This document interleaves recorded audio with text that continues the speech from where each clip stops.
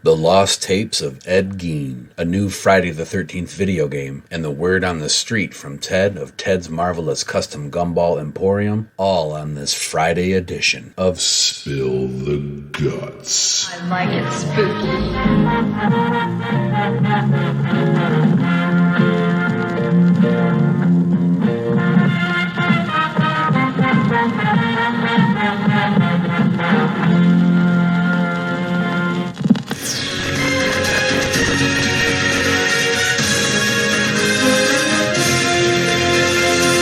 Hello and welcome to your weekend. My name is Clint and I am one-third of the I Like It Spooky Horror podcast, which brings you a feature horror news, reviews, interviews, and entertainment show every other week, as well as this brief tri-weekly news blitz roundup every Monday, Wednesday, and Friday. Today is Friday, June 9th, and this just in.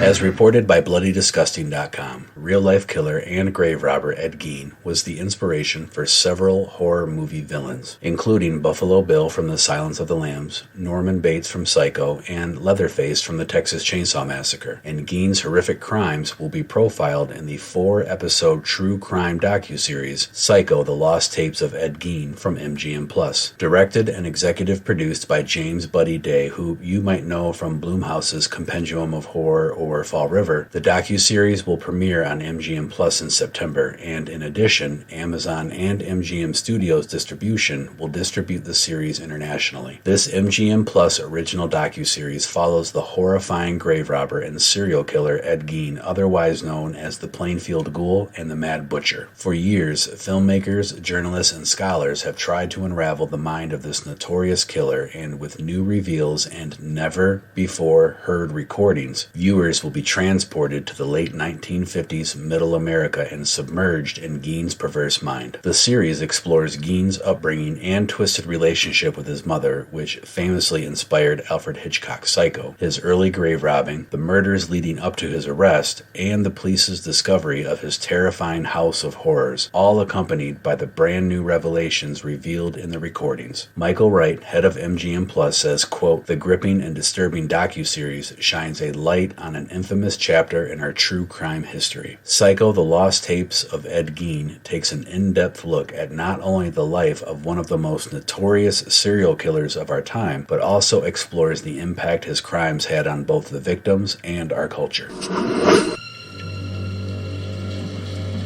There's a legend round here.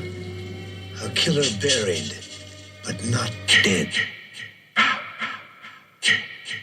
This story came to my attention first from the History of Horror Facebook group with an article they shared from Friday the 13th, thefranchise.com, and reports that while recently at a Camp Crystal Lake reunion, legendary composer Harry Manfredini teased that a new Friday the 13th video game will be coming soon. With the rights to the Friday the 13th franchise finally starting to clear up and a new TV series headed to Peacock next year, you're probably wondering where that leaves any future video game adaptations of the franchise. Well, according to longtime series composer Harry Manfredini, there's apparently something new in the works as we speak. Rely on Horror's William Lockwood recently attended Camp Nobi Bosco's Crystal Lake reunion event, where he met up with Manfredini to talk about his experience composing the scores for the Friday the 13th series, as well as the 2017 game by Ilphonic and Gun Interactive. According to Manfredini, he'll be working on the music for a new, as yet announced Friday the 13th game. Manfredini says that the new game has a different developer this time around and will feature more realistic looking characters. It will also apparently not be the asymmetrical multiplayer vein of the previous game, though he couldn't elaborate on the details.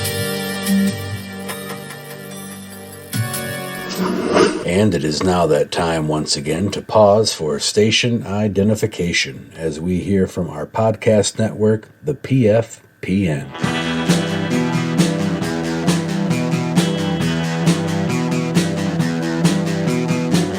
You're listening to the Prescribed Films Podcast Network, home to hundreds of hours of free podcast entertainment. The shows on this network all have a common goal: providing you with the best discussions about movies and other forms of entertainment media. The PFPN hopes to fill your earholes with audio joy. Visit our website with links to all the other amazing shows at www.thepffpn.com. Thanks for listening.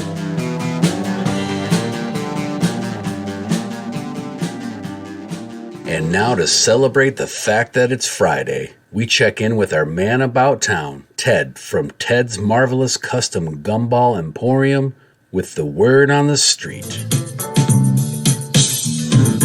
All right now, for all you boppers out there in the big city, all you street people with an ear for the action, send the word.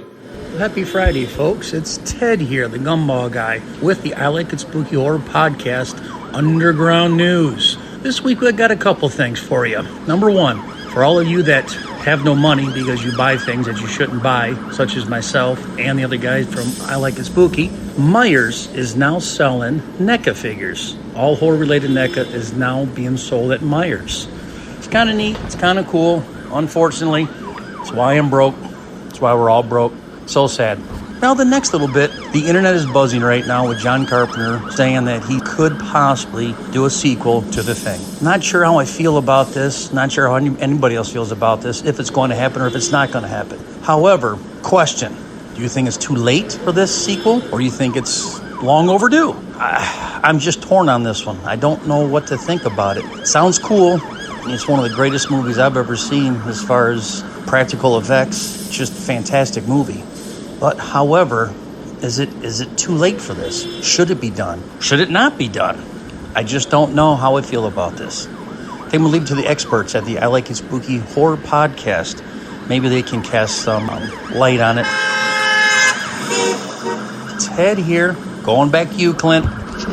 Thanks for the weekend word, Ted. Tying both of your topics together real quick, NECA will be unveiling their ultimate dog creature from The Thing later this year, and I typically shop at Myers, so now I know I can grab it there. As far as the spooky boys from the I Like It Spooky Horror podcast being experts, well, I appreciate the compliment, but I'll leave it up to the masses to tune in wherever they get their podcasts and judge for themselves. In fact, be sure to listen in this Sunday to catch the latest feature episode of the show where we discuss the 1977 William Shatner cult classic Kingdom of the Spiders. And that does it for this Friday edition of Spill the Guts. Don't forget, you can find the I Like It Spooky Horror podcast on Facebook, Instagram, YouTube, Twitter, TikTok, and anywhere you get your podcasts. Make sure to answer Ted's question about The Thing too, or ask us anything you need to know at ilikeitspookypod@gmail.com, and I will talk to you again this coming Monday on another edition